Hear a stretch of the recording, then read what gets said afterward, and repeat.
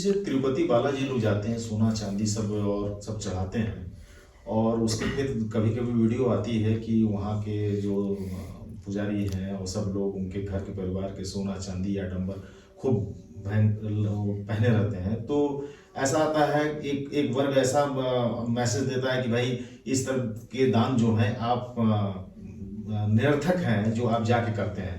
तो उसकी क्या सत्यता है, लोग जाते हैं? नहीं, देखिए, तिरुपति बालाजी जो हैं वो एक अलग बात है। वो देवस्थानम है, वो परमात्मा का स्थान है। और परमात्मा जहाँ स्वयं विराजित हैं वहाँ तो आदमी तो छोड़िए, वो तो कुत्ता बिल्ली के पास भी सोना चांदी होगा। वहाँ तो कुत्ता भी अगर चैन में बंधेगा तो सोने की में बंधेगा। मतलब वो तो फिर बात ही अलग हो गई, एक बात। दूसरी बात, वो सेवादार हैं, बहुत सारी पीढ़ियों से वहाँ सेवा कर रहे हैं और उनमें उनकी सेवाओं के कुछ अंश हैं। ऐसा नहीं कि जो भगवान को अपने मुकुट उड़ाया उसे कोई पंडित जी पहन के बैठ गए, ऐसा नहीं है। भगवान वो गलत, ये क्या है, ये उन लोगों का प्रपंच है जो नहीं चाहते कि आप ऐसे धर्मस्थलों पर दान पुण्य करें या अच्छे ढंग से वहाँ तक पहुँचें। भारत सरकार के अधीन है, एक ट्रस्ट वहाँ उसको चलाता है, एक आईएएस आईपीएस लेवल का पीसीएस लेवल का अधिकारी उसको रन करता है, गवर्नमेंट की बॉडी है। वह 10 रुपए की रसीद काटते हैं, सरकार के पास उसका हिसाब किताब होता है। हाँ, एक बहुत बड़ा दुर्भाग्य है हमारे देश में कि आप ये माने कि लगभग 4,000 करोड़ रुपए का चढ़ावा साल भर में जो आता है उसमें से 200 करोड़ रुपए के करीब सिर्फ रह जाता है देवस्थानम के पास। बाकी 3800 करोड़ रुपया सरकार जब्त कर लेती है और वो चंदा देने में, बाकी चीज़ों में खर्च करती है, मदरसों को चलाने में और चर्चों को फंडिंग करने में उस पैसे को खर्च करती है। ये गलत है। इसके खिलाफ, इसके बारे में हमने पहले भी बोला था, ये देवस्थान का पैसा देवस्थान के पास होना चाहिए।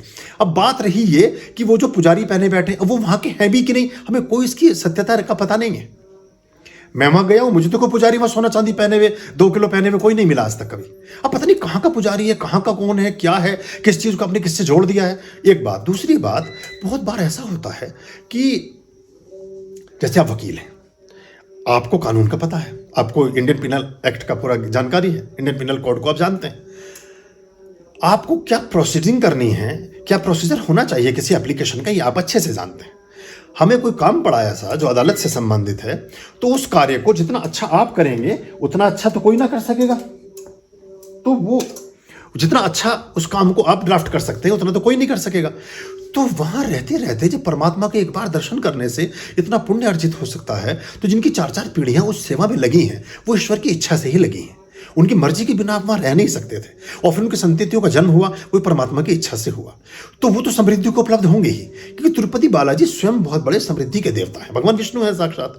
तो उनके चाकर नौकर चाकर ये सब तो, ये तो पहले भी द्वारका में भी जो थे, द्वारका में तो जो पोछा लगाती थी रानियों की जो दासियां थी वो सब माणिक्य और मूंगे और मोतिया पहन करके घूमती थी। आप इतिहास उठा करके देख लीजिए। और वो उसी का दान भी करती थी, यानी दासी भी उस माणिक्य की माला का दान कर रही थी। इस माणिक्य को 1.5-2 लाख रुपए का आज हम खरीद करके अपनी अंगूठी में चढ़वा के पहनते हैं। तो ये तो जब आप रहेंगे सेवा में परमात्मा की तो आपको प्रताप उसका प्राप्त होगा।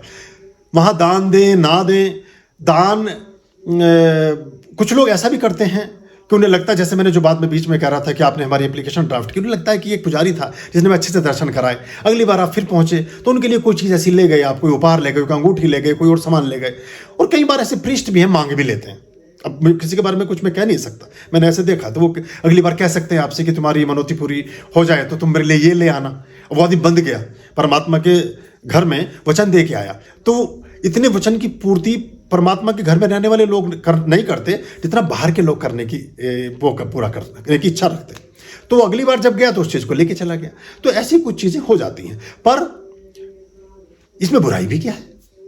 एक व्यक्ति अगर 4 पीढ़ी से कहीं है और उसके पास में 200-400-500 ग्राम सोना है, वो पहन के बैठा है या रखे हुए है, तो इसमें बुराई भी क्या है। किसके पास नहीं है।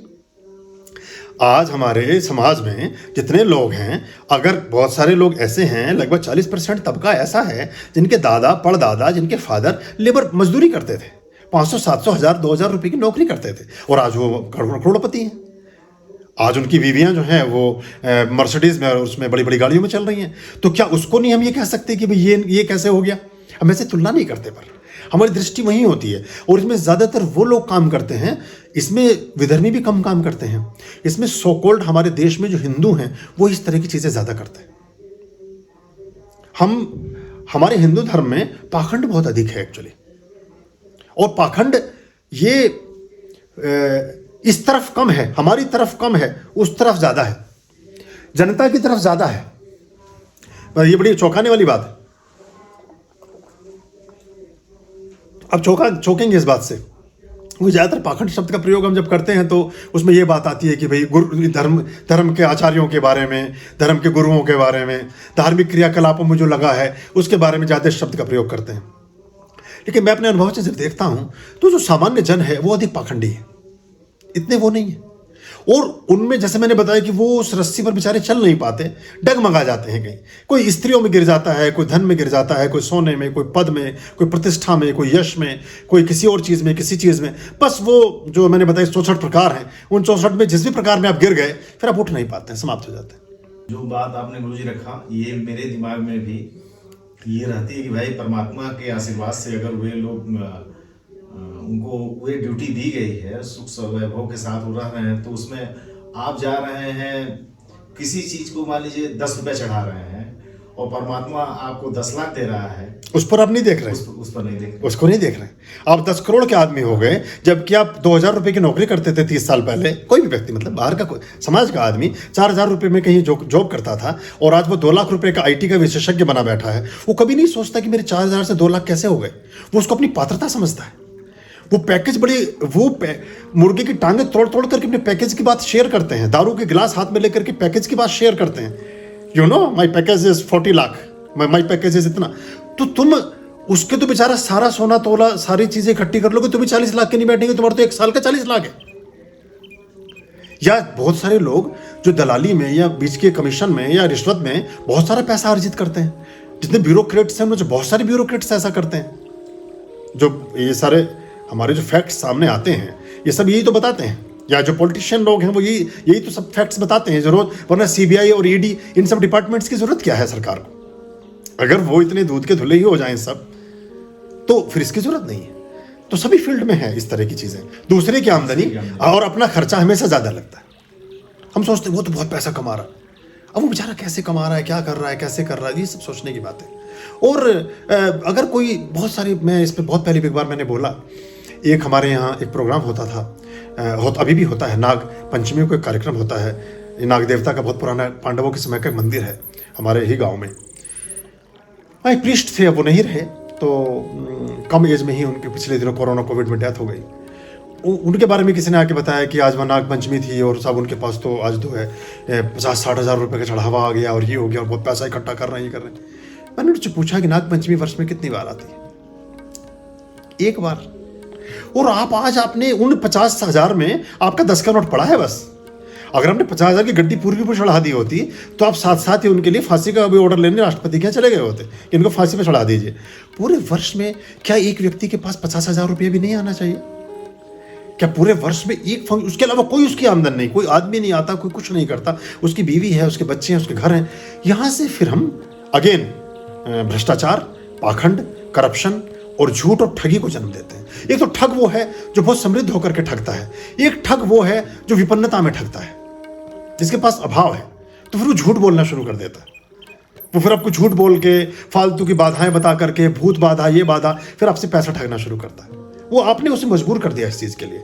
तो इसमें विदेशों में बड़ा अच्छे एक वो है, मॉरिशस में मैंने देखा कि वहाँ जो प्रीस्ट हैं वो बाकायदा क्वालिफाइड हैं सारे, उनका एक एग्जामिनेशन होता है, फिर उनको सरकार डिप्यूट करती है, उनको तनख्वाह मिलती है, उनको गाड़ी मिलती है, उन्हें मंदिर में चढ़ावे का कुछ भी अंश नहीं मिलता। उनको बाकायदा वो अगर कोई भी आप चेक देंगे, कैश देंगे, वो दान पात्र में डाला जाएगा। उनको सैलरी आती है सरकार से, वो सैलरी से अपना जीवन चलाते हैं। और उन्हें आप पैसा देंगे तो लेते नहीं है वो तो नहीं, आप इसको उसमें डालिए क्योंकि हमें तो सैलरी मिलती है। तो ये इस पर हमें सुधार करने की ज़रूरत है। और ये इस पर मैंने बोला था एक बार पहले भी, इस पर हमें पुनर्विचार करना पड़ेगा। थोड़े से हमारे विचार कभी कभी लोगों को वो करेंगे, उससे सहमत नहीं होंगे। बहुत सारे मंदिरों की हर शहर में ज़रूरत नहीं है। हम एक स्थान से इसका प्रयोग करने की कोशिश में हैं कि ये गांव है हमारे पास अपना, वहाँ से हम कोशिश कर रहे हैं कि हम 5-6 मंदिरों को विलय करके एक भव्य और दिव्य मंदिर बनाएं। 50 मंदिरों की ज़रूरत नहीं है। 50 के 50 मंदिरों में उनके देवी देवताओं का अपमान हो रहा है, उनकी देखरेख ठीक नहीं है। वहाँ सारे दिन जानवर आ जा रहे हैं, कुछ भी तरह की अशुद्धियाँ हैं, वहाँ प्रीस्ट भी ठीक से अपना जीवन यापन नहीं कर रहे हैं, उनके पास में जगह भी हैं, उनके पास में स्थान भी है, उनके पास खेत भी हैं, खलियान भी हैं। अगर उस सारी संपत्ति को हम विक्रय करके और उसी शहर में मिल करके एक बड़ा भव्य और दिव्य मंदिर बनाएं, जहाँ वर्ष में मेले भी आयोजित हों, जब वर्ष में त्योहार भी मनाए जाएं और पूरे गांव के पूरे शहर के लोग उस मंदिर में पहुंचें और मंदिर में देखने दिखाने लायक हो, तो बहुत बड़ी बात होगी। और वो जो सारे लोग जिन्होंने अपनी अपनी जगह बेची, जो छोटे छोटे मंदिरों में आज बैठे हुए भुखमरी के शिकार हैं, मैं ऐसे भी लोगों को, बहुत लोगों को जानता हूँ जिनमें वर्ष भर में वो बेचारे जानबूझ के कोई फंक्शन होता है तो उनको पैसा प्राप्त होता है, वरना साल भर उनको कुछ भी नहीं मिलता। तो वो उनको उसी बड़े देवालय में बाहर की तरफ जो आप मार्केट बनाएं, उनमें एक दुकान का स्वामित्व हो उनको दे दें कि भाई तुम और तुम्हारी पीढ़ी इतना तुम मंदिर से भी नहीं कमाओगे जितना दुकान से कमा लोगे, और वहीं फिर वो ठीक ठाक अच्छी चीज़ों को रख करके उसका विक्रय करें।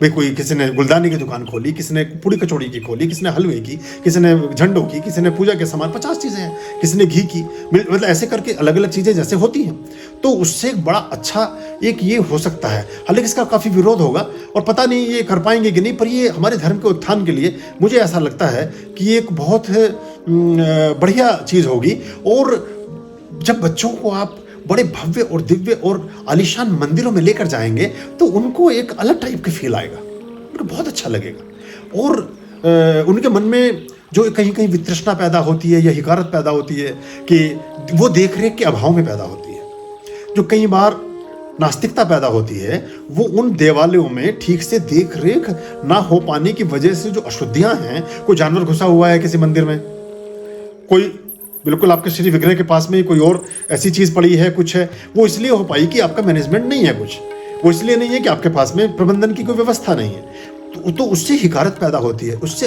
एक वितृष्णा पैदा होती है, एक हमारा जो प्रभाव है वो समाप्त होता है और फिर बच्चे उसके बारे में उल्टे सीधे प्रश्न करते हैं। और कभी कभी कुछ लोग ये भी आकर के घर में बात करते हैं कि मंदिर में जाने क्या, वहाँ क्या, वहाँ कुछ है ही नहीं। तो मंदिर इतना भव्य और दिव्य हो, ऐसे संगमरमर के आलिशान 4-4, 5-5 मंजिले मंदिर हों देखने लायक, और उनमें जब भी कोई पर्व त्योहार हो और सभी देवी देवताओं के एक ही देवालय हो, अलग अलग उनके स्थान हो, वहीं पर दुर्गा जी भी हों, वहीं पर शिव जी भी हों, वहाँ हनुमान जी भी हों, वहाँ और जी भी हों, तो वो एक ऐसा वो होगा कि हर वीकेंड पे लोग वहाँ जाना चाहेंगे। कोई हनुमान जी को मानता है तो मंगलवार को मिलेगा, कोई दुर्गा जी को मानता है तो फ्राइडे को मिलेगा, कोई शनिदेव को मानता है तो शनिवार को मिलेगा, कोई भैरव को मानता है तो रविवार को मिलेगा, भगवान शिव को मानता है तो सोमवार को मिलेगा, कोई गणेश जी को मानता है तो बुधवार को मिलेगा, कोई भगवान विष्णु को मानता है तो वो गुरुवार को मिलेगा, तो बुधवार को मिलेगा जो भगवान गणेश को मानता है। तो ऐसा करके सातों के सातों दिन आपका मेला लगा रहेगा और वो वहां से वो एक ही स्थान होगा आपका बड़ा भव्य और अच्छा और दिव्य और देखने दिखाने लायक होगा। और जब हमारे कोई रिश्तेदार, हमारे कोई परिचित या कोई लोग हमारे घर आएंगे और वो पूछेंगे कि आपके शहर में क्या है, तो फिर आप उसे मंदिर भी बताएंगे कि हमारे यहाँ एक सर्व देवालय है, एक देव देवालय है, एक भगवान का स्थान है, क्या आप वहाँ चलना चाहेंगे। वो आपके उसमें अभी तो टू डू लिस्ट में है ही नहीं। अभी तो आप उसे 10 तरह की फालतू की चीज़ें बता देते हैं, बच्चा पार्क में चलो, यहाँ चलो, झूले घर में चलो, वो अपना वाटर पार्क में चलो, यहाँ वहाँ टाइम वेस्ट करके आप आ जाते हैं, क्योंकि आपके पास में ऐसी कोई चीज़ है भी नहीं। तो मेरे दिमाग में उसकी कार्य योजना है। मैंने अभी हमारे पास कुछ लोग आए थे, उनसे उस बात को शेयर किया। मैंने कहा भी कि सबसे पहले 5 लाख रुपए मैं दूंगा इस काम के लिए, सबसे पहला चंदा मैं दूंगा, आप इसको करें। 5-10 मंदिर 12 मंदिर हैं, सबको हटाएं, एक बना दीजिए, उनकी संपत्ति को मिलाकर एक बनाइए और उन सबको भी एक साथ करिए किसी तरह से हो सके। उसकी बैठक हमने एक रखी है, अगर वो सिरे चढ़ा, ये हमें देश भर में करने की जरूरत है और हर शहर में 1 या 2 भी हो सकते हैं। देखिए, ब्रह्मा विष्णु महेश, ब्रह्मा की पूजा होती नहीं, चलो ज्यादा अगर आपस में विचार भिन्नता है, हमारे हिंदू धर्म में बहुत सारी प्रॉब्लम्स हैं, तो आप विष्णु और महेश 2 का कर लीजिए, हरि और हर, एक शिवालय कर लीजिए, एक विष्णु का मंदिर बना दीजिए, एक में शिव से संबंधित विग्रह, एक में विष्णु से संबंधित विग्रह, और 2 ही भव्य देवालय हर शहर में, हर गांव में, हर स्थान पर होने चाहिए, बाकी की कोई जरूरत नहीं। तो मतलब पता नहीं एम आई राइट और रॉन्ग, पर मुझे लगता है कि इससे उसका उत्थान होगा और सबका उत्थान होगा, उन पृष्ठ पंडे पुजारियों का भी होगा, सबका होगा।